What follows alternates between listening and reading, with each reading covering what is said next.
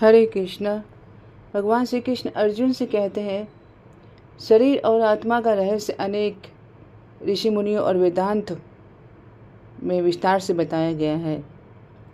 तो आइए हम अब श्लोक पढ़ें और उसके गहरे अर्थ को समझने का प्रयास करें।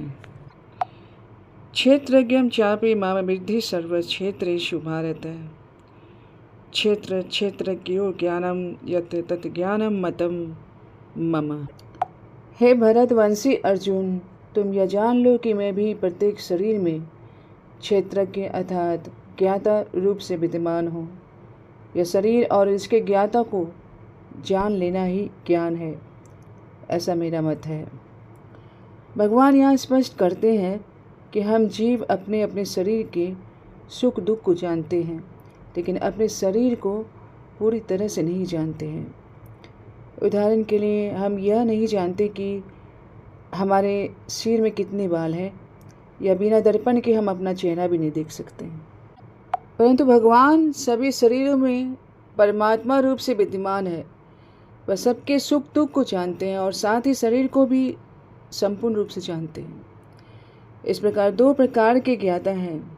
जीव अपने अपने शरीर का ज्ञाता है, परमात्मा जो सभी जीवों और सभी शरीरों का ज्ञाता है। लेकिन यहाँ एक महत्वपूर्ण अंतर है। जीव अपने शरीर का मालिक है, जबकि भगवान समस्त शरीरों के स्वामी हैं।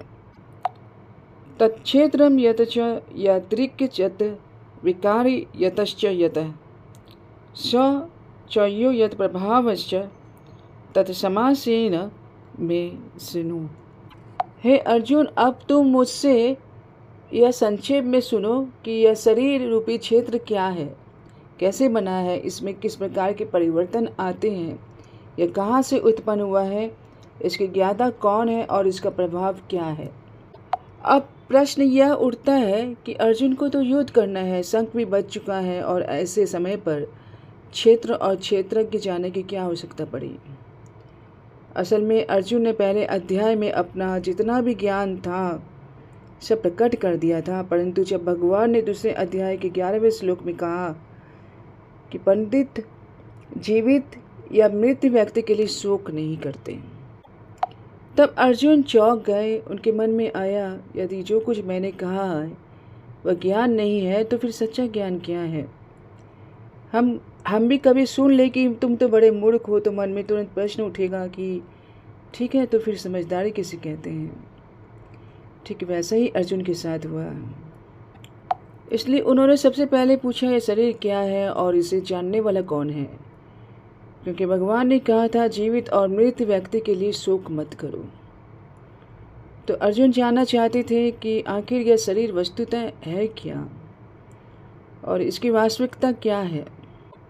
भगवान कहते हैं, यह शरीर कैसा है, इसमें क्या क्या परिवर्तन आते हैं, यह किन किन कारणों से प्रभावित होता है, यह सब मैं बताऊंगा।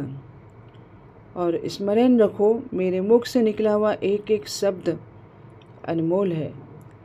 गीता का कोई भी श्लोक कम महत्वपूर्ण नहीं है, सब आवश्यक है, सब हमारे कल्याण के लिए है। अब विचार कीजिए, हम सब शरीर के पीछे पागल हैं। अपने शरीर को सजाना, संवारना, खिलाना पिलाना, यही जीवन का लक्ष्य मान बैठे हैं। दूसरे हमारे सौंदर्य, रंग या बालों की प्रशंसा करें, यही सुनना हमें अच्छा लगता है।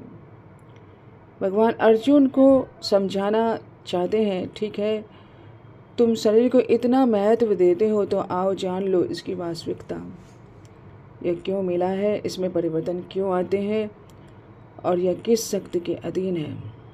श्रील प्रभुपाद जी लिखते हैं, मनुष्य को यह जानना चाहिए कि यह शरीर किन तत्वों से बना है, यह किसके आदेश से कार्य कर रहा है, और जब कभी हम वह भी कर बैठते हैं जो हम करना नहीं चाहते हैं, तो सोचो किसके हुक्म से यह हो रहा है।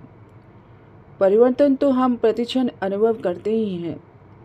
कोई नहीं चाहता कि मेरे बाल सफ़ेद हो, कोई वृद्ध होना नहीं चाहता, फिर भी यह सब होता है और हमें स्वीकार करना पड़ता है।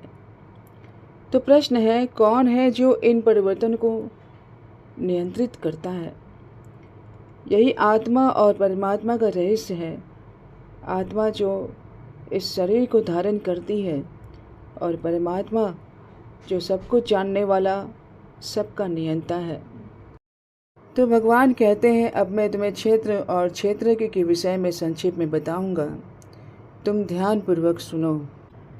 ऋषि भी बहुधा गीतम छंदो भी विविधे पृथक ब्रह्मसूत्र पदेश्चैव हेतु मद भी विनिश्चिते। हे अर्जुन, अनेक ऋषियों ने विविध वैदिक छंदों में और तर्कपूर्ण वेदांत सूत्र में इस क्षेत्र और क्षेत्र के विषय को अनेक प्रकार से समझाया है।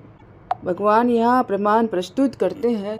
वे कहते हैं, हे अर्जुन, यह इस विषय पर अनेक ऋषि मुनियों ने इस गहन चिंतन किया है। उन्होंने अपने पूरे जीवन को क्षेत्र अर्थात शरीर और क्षेत्रज्ञ अर्थात आत्मा और परमात्मा के चिंतन व दर्शन में ही लगा दिया।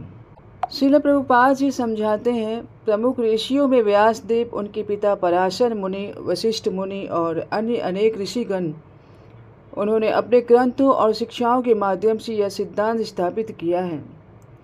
दूसरा प्रमाण वेद है, ऋग्वेद, सामवेद, यजुर्वेद और अर्थवेद। इनके विविध छंदों में भी इस विषय का उल्लेख किया गया है। और तीसरा प्रमाण है वेदांत सूत्र, जिसे ब्रह्म सूत्र भी कहते हैं। व्यासदेव ने वेदों के सार को संक्षेप में प्रस्तुत कर दिया है वेदांत सूत्र के रूप में। भगवान स्वयं उसी ब्रह्म सूत्र का भी प्रमाण देते हैं। अब प्रश्न उठता है, मैं ऋषि मुनियों की बात क्यों मानूं? मैं वेदों की वाणी पर क्यों विश्वास करूं? भगवान कहते हैं, क्योंकि इन ऋषियों ने और वेदांत सूत्र ने सभी बातों को तर्कपूर्ण ढंग से समझाया है। इसलिए कोई भी बुद्धिमान व्यक्ति जब इन प्रमाणों को सुनता है तो सहज ही उन्हें स्वीकार कर लेता है।